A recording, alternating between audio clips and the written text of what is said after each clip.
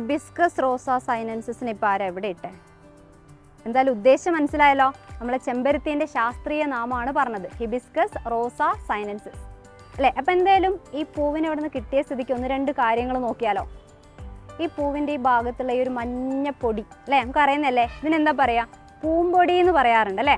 ഒന്നുകൂടെ പറയുകയാണെങ്കിൽ പരാഗരേണുക്കൾ എന്ന് പഠിച്ചല്ലേ. അപ്പം എന്താ പരാഗരേണുക്കൾ എന്ന് പഠിക്കാൻ ശ്രമിച്ച ആൾക്കാർക്ക് അറിയാം, ഇതൊരു പൂവിൻ്റെ പുരുഷ ലൈംഗിക ഭാഗവുമായി ബന്ധപ്പെട്ട കാര്യമാണ് അല്ലേ. അപ്പോൾ പുരുഷ ലൈംഗിക ഭാഗം എന്ന് പറയുന്ന സമയത്ത് നമുക്കറിയാം എന്തായാലും അതിൽ പുംബീജം, ഗ്യാമീറ്റുകൾ എന്ന് പറയുന്ന ഒരു ഭാഗം വരുന്നു എല്ലാം പഠിച്ചിട്ടുണ്ടാവും. ഓക്കെ, പക്ഷേ HSA നാച്ചുറൽ സയൻസ് പോലെയുള്ള എക്സാമുകൾ കുറച്ചും കൂടെ ഹയർ ലെവലിലുള്ള ചോദ്യങ്ങളാണ് ചോദിക്കുന്നത്. ക്വസ്റ്റ്യൻ ചിലപ്പോൾ എങ്ങനെയായിരിക്കാം, ഒരു പൂവിലെ ആൺ ഗമറ്റോഫൈറ്റുകളെ പ്രതിനിധീകരിക്കുന്ന ഭാഗം ഏതാണ്? അപ്പോൾ ആ ഗമറ്റോഫൈറ്റ് എന്ന് പറയുന്ന ഒരു വാക്കിനെ കുറിച്ച് പഠിച്ച ആൾക്കാർക്ക് മാത്രമേ അതിൻ്റെ ആൻസറിലേക്ക് എത്താൻ പറ്റുള്ളൂ അല്ലേ. ഗമറ്റോഫൈറ്റ് എന്ന് പറഞ്ഞാൽ എന്താ? ഗ്യാമീറ്റുകളെ ഉൾക്കൊള്ളുന്ന ഭാഗമാണ് ഗമറ്റോഫൈറ്റുകൾ.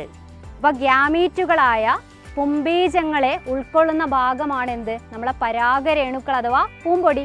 അപ്പോൾ പരാഗരേണുക്കളാണ് ആൺ ഗമറ്റോഫൈറ്റുകൾ എന്നറിയപ്പെടുന്ന ഭാഗം. ഒരു പൂമ്പൊടി അഥവാ പരാഗരേണുവിൻ്റെ ഉള്ളിൽ 2 പുംബീജങ്ങളാണ് ഉണ്ടായിരിക്കുന്നത് അല്ലേ.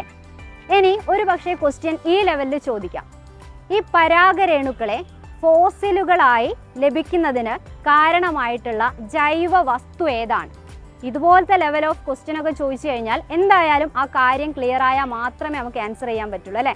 അപ്പോൾ ഫോസിലുകൾ എന്ന് പറയുമ്പം കുറേ കാലം കഴിഞ്ഞാലും അതിൻ്റെ അവശിഷ്ടങ്ങൾ അതേപോലെ തന്നെ നമുക്ക് കിട്ടണ്ടേ. അപ്പോൾ അതിൻ്റെ ആൻസർ ചെയ്യണമെങ്കിൽ ചിലപ്പം ഈ പരാഗരേണുക്കളുടെ ഘടനയും കാര്യങ്ങളും കൃത്യമായി പഠിക്കേണ്ടതായി വരും. അപ്പോൾ പരാഗരേണുവിൻ്റെ ഘടന പഠിക്കുമ്പോൾ മനസ്സിലാവും 2 പാളികളാണ് അതിനുള്ളത്. ഏറ്റവും പുറമെ കാണുന്ന പാളിക്കാണ് നമ്മൾ എക്സൈനുകൾ എന്ന് പറയുന്നത്, ഉള്ളിലുള്ള പാളിക്ക് ഇൻഡൈൻ എന്നൊക്കെയാണ് പറയുന്നത്. ആ എക്സൈൻ എന്ന് പറയുന്ന പുറമെയുള്ള പാളി നിർമ്മിച്ചിരിക്കുന്ന ജൈവ വസ്തുവാണ് സ്പോറോപോളിനിൻ.